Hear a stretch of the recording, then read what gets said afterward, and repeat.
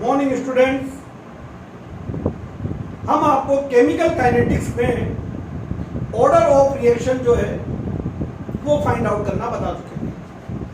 उसके मेथड में मैं आपको बाय रेट लॉ एक्सप्रेशन और by unit of rate constant ये आपको बता चुका था। देन इसके बाद में आपके पास में इसका थर्ड मेथड आता है, most important method, by experimental data. By experimental data आप रेट ऑफ रिएक्शन कैसे डिटरमाइन करेंगे देख लीजिए। हम कंसीडर करेंगे आपको एक्सपेरिमेंट के डेटा दिए होंगे, फिर अगले ऐसा एक क्वेश्चन में अभी आपको कराऊंगा।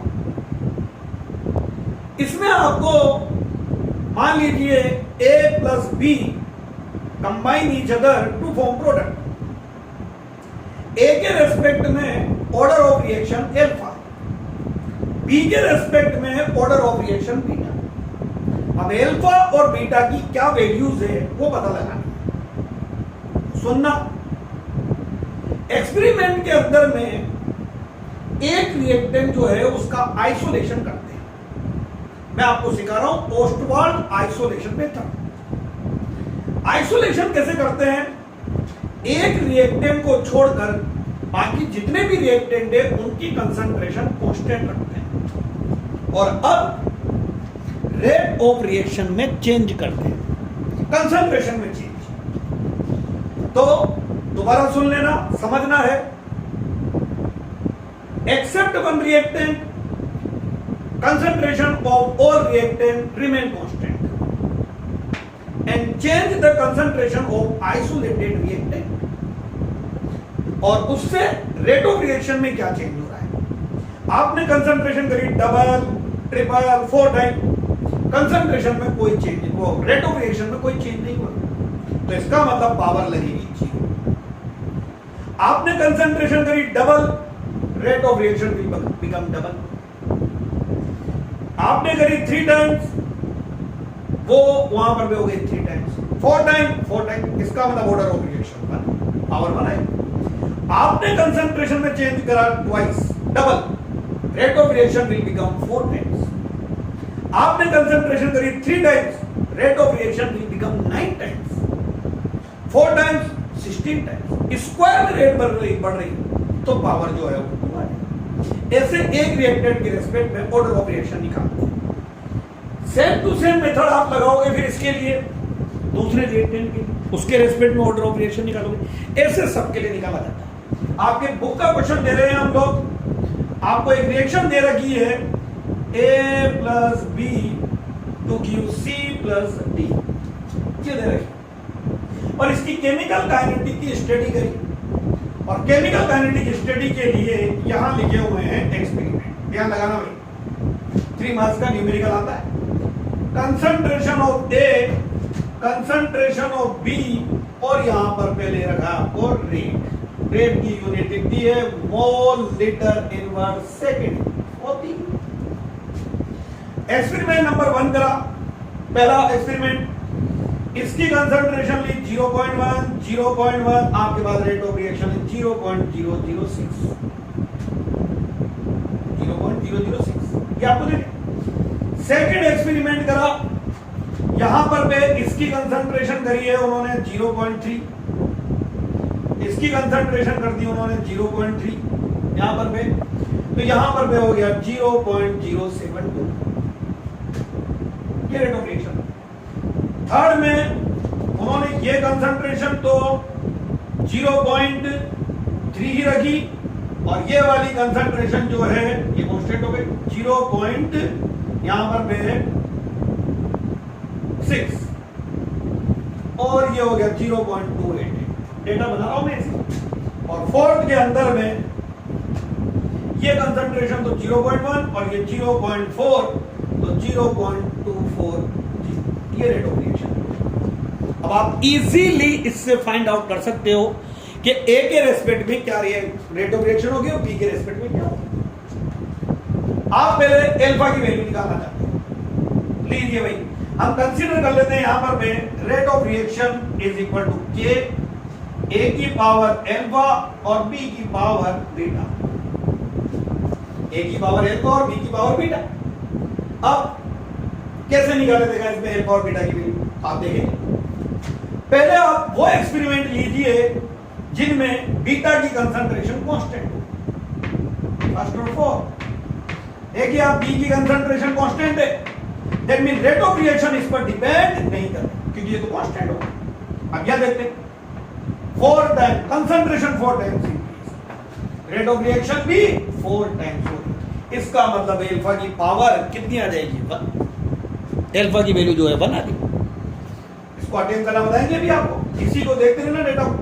अब बीटा की वैल्यू चाहिए, बीटा की वैल्यू सो सिंपल, ऐसे एक्सपेरिमेंट देखिए जिनमें ए की कंसंट्रेशन कांस्टेंट हो, सेकंड एंड थर्ड। और अब बोलो यहां आपने कंसंट्रेशन क्या करी है, अगर आप गौर कर रहे हो तो ट्वाइस, और ये हो रहा है 4 टाइम्स, ट्वाइस 4 टाइम्स, तो बीटा की वैल्यू 2 है। तो रेट ऑफ रिएक्शन टोटल बन गया, rate is equal to k, A की पावर 1 और बी की पावर 2। कैसे, इस रेट एक्सप्रेशन के अकॉर्डिंग आप 4 इक्वेशन लिखेंगे। पहली वाली में लिखते हैं रेट 0.006 के 0.1 की पावर एल्फा और 0.1 की power beta, equation number first. आगे 0.072 के 0.3 की पावर एल्फा, 0.3 की power beta, equation number second.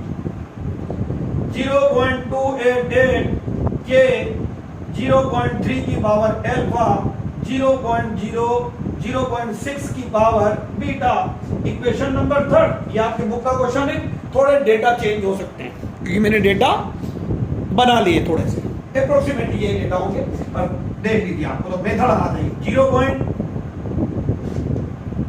यहाँ पे डेटा 6 तो 0.24, तो ये हो जाएगा 0.024 के 0.4 की पावर एल्फा और 0.1 की पावर बीटा, ये हो गया 4।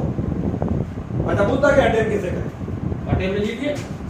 अब आप बोलोगे इक्वेशन, बोलो पहले एल्फा लेना है, बी की कंसंट्रेशन कांस्टेंट 1/4, बोलिए भाई 1/4, ये लिया, ये 0.006 0.024 इज इक्वल टू, कैसे क्या कैंसिल, इससे ये कैंसिल, डायरेक्ट बचेगा 0.1 0.4 की पावर एल्फा, पॉइंट कैंसिल, ये 4, 1/4 ये भी हट गया, इज इक्वल टू 1/4 एल्फा।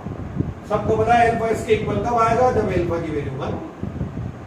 तो ए के रेस्पेक्ट में अगर आपने देखा तो ऑर्डर ऑफ रिएक्शन आपके पास में आ चुका है। क्या आया है भाई ऑर्डर ऑफ रिएक्शन इसके रेस्पेक्ट में, अगर आपने देखा है तो 1, तो एल्फा की वैल्यू 1 हो गई, आपके पास में ऑर्डर ऑफ रिएक्शन आ जाएगा।